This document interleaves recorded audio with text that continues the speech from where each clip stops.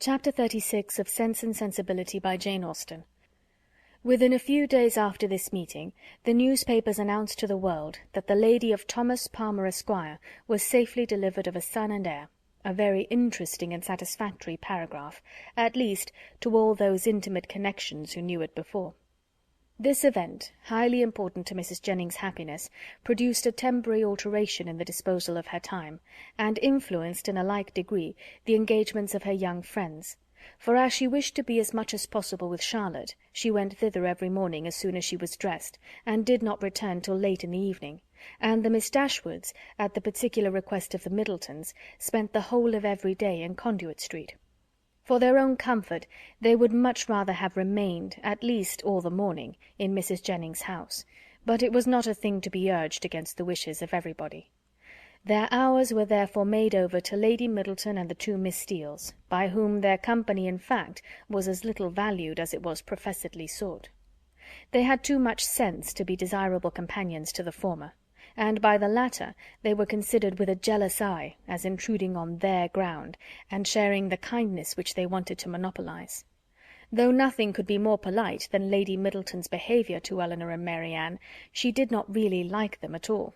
Because they neither flattered herself nor her children, she could not believe them good-natured, and because they were fond of reading, she fancied them satirical, perhaps without exactly knowing what it was to be satirical, but that did not signify. It was censure in common use, and easily given. Their presence was a restraint both on her and on Lucy. It checked the idleness of one and the busyness of the other. Lady Middleton was ashamed of doing nothing before them, and the flattery which Lucy was proud to think of and administer at other times, she feared they would despise her for offering. Miss Steele was the least discomposed of the three by their presence, and it was in their power to reconcile her to it entirely. Would either of them only have given her a full and minute account of the whole affair between Marianne and Mr. Willoughby, she would have thought herself amply rewarded for the sacrifice of the best place by the fire after dinner which their arrival occasioned. But this conciliation was not granted, for though she often threw out expressions of pity for her sister to Elinor, and more than once dropped a reflection on the inconstancy of beaux before Marianne, no effect was produced but a look of indifference from the former, or of disgust in the latter. An effort even yet lighter might have made her their friend. Would they only have laughed at her about the doctor? But so little were they, any more than the others, inclined to oblige her, that if Sir John dined from home, she might spend a whole day without hearing any other raillery on the subject than what she was kind enough to bestow on herself. All these jealousies and discontents, however, were so totally unsuspected by Mrs. Jennings, that she thought it a delightful thing for the girls to be together, and generally congratulated her young friends every night on having escaped the company of a stupid old woman so long.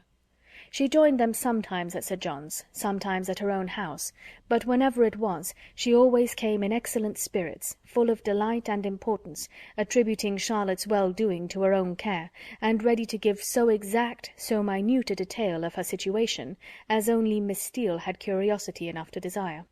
One thing did disturb her, and of that she made her daily complaint. Mr. Palmer maintained the common but unfatherly opinion among his sex of all infants being alike, and though she could plainly perceive at different times the most striking resemblance between this baby and every one of his relations on both sides, there was no convincing his father of it, no persuading him to believe that it was not exactly like every other baby of the same age, nor could he even be brought to acknowledge the simple proposition of its being the finest child in the world. I come now to the relation of a misfortune which about this time befell Mrs. John Dashwood. It so happened that while her two sisters with Mrs. Jennings were first calling on her in Harley Street, another of her acquaintance had dropped in, a circumstance in itself not apparently likely to produce evil to her. But while the imaginations of other people will carry them away to form wrong judgments of our conduct, and to decide on it by slight appearances, one's happiness must in some measure be always at the mercy of chance. In the present instance, this last arrived lady allowed her fancy to so far outrun truth and probability, that on merely hearing the name of the Miss Dashwoods, and understanding them to be Mr. Dashwood's sisters, she immediately concluded them to be staying in Harley Street, and this misconstruction produced within a day or two afterwards cards of invitation for them, as well as for their brother and sister, to a small musical party at her house. The consequence of which was, that Mrs. John Dashwood was obliged to submit not only to the exceedingly great inconvenience of sending her carriage for the Miss Dashwoods, but, what was still worse, must be subject to all the unpleasantness of appearing to treat them with attention. And who could tell that they might not expect to go with her a second time? The power of disappointing them, it was true, must always be hers, but that was not enough. For when people are determined on a mode of conduct which they know to be wrong, they feel injured by the expectation of anything better from them. Mary Ann had now been brought by degrees so much into the habit of going out every day, that it was become a matter of indifference to her whether she went or not, and she prepared quietly and mechanically for every evening's engagement, though without expecting the smallest amusement from any, and very often without knowing, till the last moment, where it was to take her. To her dress and appearance she was grown so perfectly indifferent as not to bestow half the consideration on it during the whole of her toilet which it received from Miss Steele in the first 5 minutes of their being together, when it was finished. Nothing escaped her minute observation and general curiosity. She saw everything and asked everything, was never easy till she knew the price of every part of Mary Ann's dress, could have guessed the number of her gowns altogether with better judgment than Mary Ann herself, and was not without hopes of finding out before they parted how much her washing cost per week, and how much she had every year to spend upon herself. The impertinence of these kind of scrutinies, moreover, was generally concluded with a compliment, which, though meant as a douceur, was considered by Mary Ann as the greatest impertinence of all. For after undergoing an examination into the value and make of her gown, the colour of her shoes, and the arrangements of her hair, she was almost sure of being told that, upon her word, she looked vastly smart, and she dared to say she would make a great many conquests. With such encouragement as this was she dismissed on the present occasion to her brother's carriage, which they were ready to enter 5 minutes after it stopped at the door, a punctuality not very agreeable to their sister-in-law, who had preceded them to the house of her acquaintance, and was there hoping for some delay on their part that might inconvenience either herself or her coachman. The events of this evening were not very remarkable. The party, like other musical parties, comprehended a great many people who had real taste for the performance, and a great many more who had none at all, and the performers themselves were, as usual, in their own estimation and that of their immediate friends, the first private performers in England. As Elinor was neither musical nor affecting to be so, she made no scruple of turning her eyes from the grand pianoforte whenever it suited her, and, unrestrained even by the presence of a harp and violoncello, would fix them at pleasure on any other object in the room. In one of these excursive glances she perceived among a group of young men the very he who had given them a lecture on toothpick cases at Gray's. She perceived him soon afterwards looking at herself, and speaking familiarly to her brother, and had just determined to find out his name from the latter, when they both came towards her, and Mr. Dashwood introduced him to her as Mr. Robert Ferrars. He addressed her with easy civility, and twisted his head into a bow, which assured her as plainly as words could have done that he was exactly the coxcomb she had heard him described to be by Lucy. Happy had it been for her if her regard for Edward had depended less on his own merit than on the merit of his nearest relations, for then his brother's bow must have given the finishing stroke to what the ill humour of his mother and sister would have begun. But while she wondered at the difference of the two young men, she did not find that the emptiness of conceit of the one put her out of all charity with the modesty and worth of the other. Why, they were different, Robert exclaimed to her himself in the course of a quarter of an hour's conversation, for on talking of his brother and lamenting the extreme gaucherie which he really believed kept him from mixing in proper society, he candidly and generously attributed it much less to any natural deficiency than to the misfortune of a private education, while he himself, though probably without any material superiority by nature, merely from the advantage of a public school, was as well fitted to mix in the world as any other man. "'Pon my soul," he added, "I believe it is nothing more, and so I often tell my mother, when she is grieving about it. My dear madam, I always say to her, you must make yourself easy. The evil is now irremediable, and it has been entirely your own doing. Why would you be persuaded by my uncle Sir Robert, against your own judgment, to place Edward under private tuition at the most critical time of his life? If you had only sent him to Westminster as well as myself, instead of sending him to Mr. Pratt's, all this would have been prevented.